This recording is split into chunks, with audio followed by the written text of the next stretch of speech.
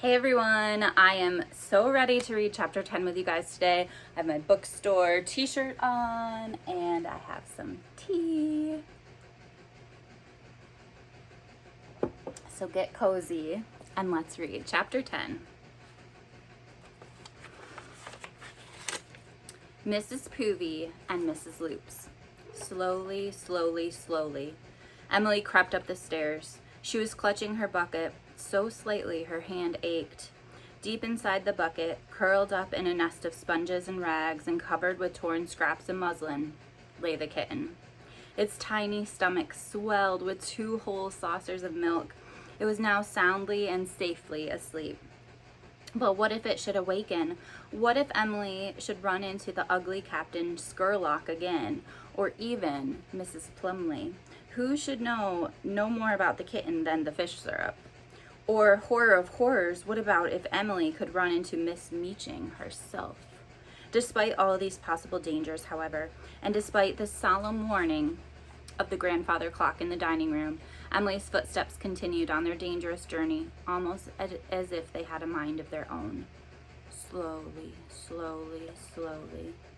By the time she crept from the dark, narrow stairwell that led to the attic, her legs felt ready to buckle under her, and the hand that reached out to tap on Mrs. Poovy's and Mrs. Loop's door was cold as the underground stones of Sugar Hill Hall. But she was safe. Now all that remained was to discover if bringing the kitten was worth the terrible risk. She stood outside the door, knowing that no one would answer her knock, whether the room was empty or not. But she wouldn't just march into one of the old people's rooms unannounced, as Tilly did. After allowing a few moments to pass, Emily finally entered. The scene in the room was exactly the same as the last time she had been there. It was as if she had simply returned to look at a painting on the wall. Mrs. Poovy sat silently by her cot in the same frayed black wool shawl, with her tiny hands folded in her lap. Across from her, the enormous Mrs. Loops overflowed a tiny wooden chair, her apricot dress, large as a circus tent, drooping about her ankles. Her face was stained with recent tears. As Emily entered, fresh supplies were preparing to gush from her eyes. Yet, like Mrs. Poovy, she said nothing, except for an occasional sniff and a dab of her eyes with a sodden handkerchief. She sat and stared at the blank wall in a mournful silence. Emily set her bucket on the floor and knelt down beside it. Then, reaching in, as if to pull out a rag or a sponge, she carefully lifted out the sleeping kitten instead. Without a word, she laid it gently on Mrs. Poovy's lap. Within the circle of small, withered hands, a hush fell on the room as Mrs. Poovy continued to sit silent and still. Then slowly, slowly, she lifted one hand and began to stroke the kitten's head. And then slowly, just as slowly, 2 tears welled in her eyes and rolled under her wrinkled cheeks. "Does it have a name?" she asked. Her voice was like the tiny tickling of a kitten. "Very old silver bell." "Not yet," replied Emily. "Would you like to give it one, Mrs. Poovy?" Mrs. Poovy seemed to go into a trance as she continued stroking the kitten. "Clarabelle," she said at last, transporting the name from a faraway place and time. "I had a kitten by that name once." "Then that shall be its name," Emily said promptly. With that, Mrs. Poovy suddenly took Emily's hand in hers and pressed it to her wet cheek. "Oh, my dear child, my dear child." Emily gave her a trembling smile. What would Kipper say if he could see Mrs. Poovy, who had not been able to cry since she entered Sugar Hill Hall, now crying tears of happiness? The continued weeping of Mrs. Loops, however, had almost curiously not produced the same sniff for the moments. Emily turned to her, and there was Mrs. Loops, beaming and holding out her arms for Clarabelle. Mrs. Poovy quickly handed her the kitten. "Clarabelle is a lovely name, Mrs. Poovy. I couldn't have thought of a prettier one," said Mrs. Loops. Mrs. Poovy's face, already wrinkled as a dry leaf, crinkled further with pleasure. "Thank you, Mrs. Loops." These were probably the first words the ladies had exchanged since Mrs. Loop's arrival. After a few enchanted moments in which the two simply sat gazing at the kitten asleep in the folds of Mrs. Loop's apricot dress, Mrs. Poovy spoke again. "She has a pink nose." "And white whiskers," added Mrs. Loops, in the voice of one who had just made the most remarkable discovery in the world. "Could she be purring?" asked Mrs. Poovy. Mrs. Loops lowered an ear close to Clarabelle and nodded rapidly. They continued finding new delights about the kitten to bring one another's attention and exclaim over, murmuring soft and hesitantly as if they were learning to talk all over again and needed to become used to the sound of their own voices. And almost as we're talking about this, my cat came. This is Amelia. Amelia, do you want to say hi? She probably wants to play. We always play in the morning before I start work, and we have not played yet, so. Emily never even noticed that the room had fallen very quiet and the ladies had stopped talking. Then suddenly Mrs. Poovey rose from her chair and took Emily's hands in her own.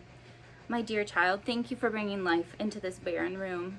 "Oh," breathed Emily, "you and Mrs. Loops do love the kitten so much, do you?" "Of course we do," exclaimed Mrs. Poovey, "but darling Emily, it's you I meant."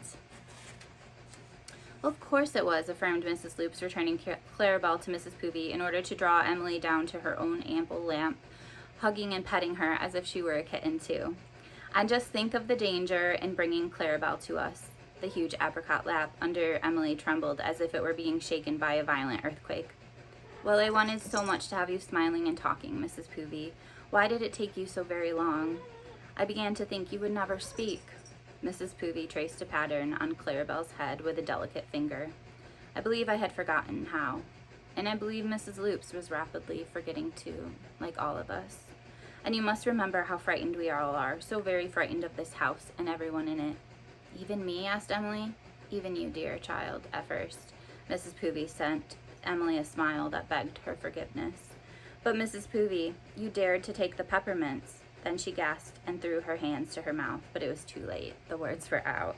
Mrs. Poovey stiffened. All sound was squeezed from the room by a silence as heavy as stone. The silence continued until all at once it was shattered into 1,000 tinkling bits by the sound of Mrs. Poovey's tiny silver bell of laughter. A mischievous spark twinkled in her eyes. "Why, so I did," she exclaimed. "You didn't," gasped Mrs. Loops, her extra chins quivering with delight. "I did indeed," reported Mrs. Poovey. "Well, I never," said the beaming Mrs. Loops. Emily would have stayed there the whole morning enjoying this beautiful scene, but she had an entire attic full of chores ahead of her. She slipped off Mrs. Loops' expansive lap. "Please excuse me, but I do have to go on with my work." "Must you go so soon?" Mrs. Poovey asked. "It seems as if you've only just come in."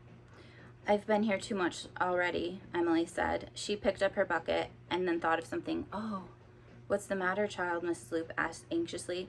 "What am I to do with Clarabelle while I do the other rooms? I would love to take her with me for the others to see, but I can't. I haven't the time. What shall I do with her?" The two ladies exchanged glances. "Why, leave her with us, of course," said Mrs. Poovey. "Are you certain it's all right?" Emily asked. "She needn't have a moment's worry, child. She'll be perfectly safe here, won't she?" "Oh, perfectly." Emily's happiness over what had happened in Mrs. Poovey's and Mrs. Loop's room was thoroughly dampened when she had to slosh and wash and dust and sweep before the silent, hopeless faces of Mr. Bottle and Mr. Dobbs, Mrs. Quirk and Mrs. Biggs. If only the kitten could be brought around to all of them. The kipper had said that Emily could keep it for no more than 2 nights, and that put an end to the matter. She finished her chores and hurried back to retrieve Clarabelle.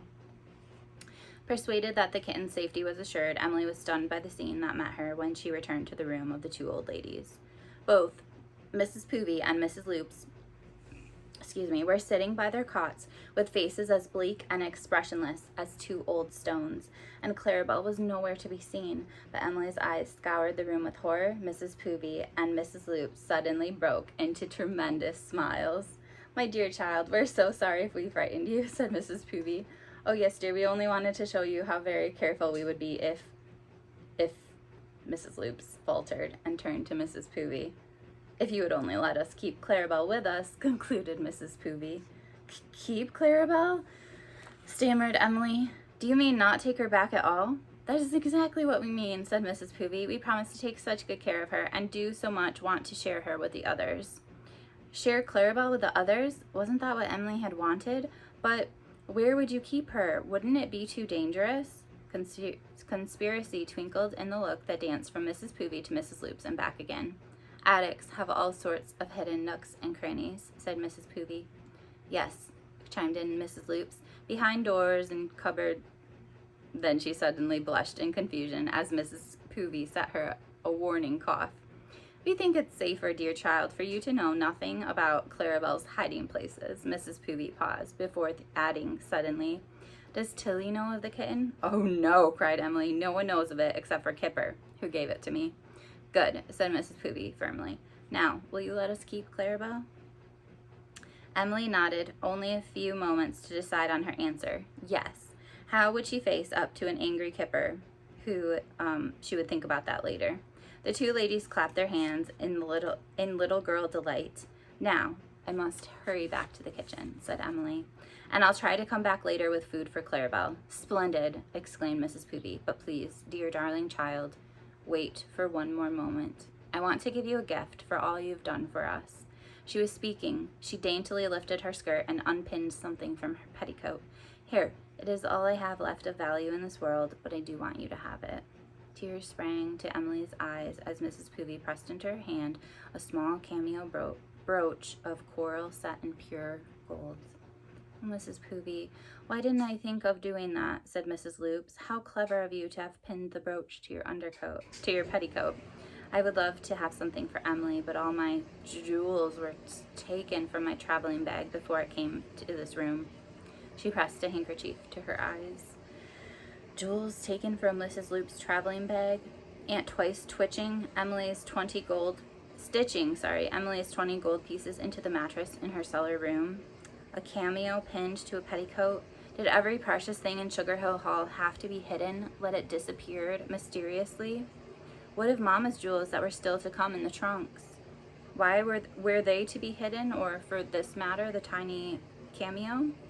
Please, Mrs. Poovy, would you be so kind as to keep it for me, as my locket as well? Emily unfastened it from around her neck. I wouldn't want them to be lost. She couldn't help thinking of Tilly reviewing all her pretty things in the cellar and borrowing, probably forever, her white fur tam-o'-shanter. It was a wonder that she had thus far been able to keep her locket from Tilly's prying eyes. Lost indeed. Mrs. Poovy bobbed her head indignantly, just as Mrs. Loop's jewels were lost, I expect. But of course, I would keep both the cameo and the locket pinned safely to my person, dear child, and keep them safely. They might find a peppermint, but they won't tamper with the petticoat, she said tartly. And now you must hurry along. I will, Emily said, but please, please do be careful.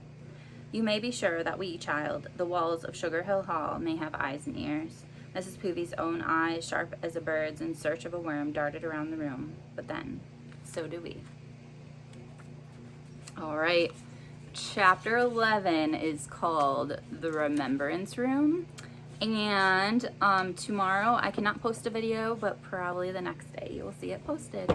I will see you guys soon. I hope you enjoyed this chapter, and I hope you have an amazing day or an amazing evening, depending on what time you're watching this. Bye, guys.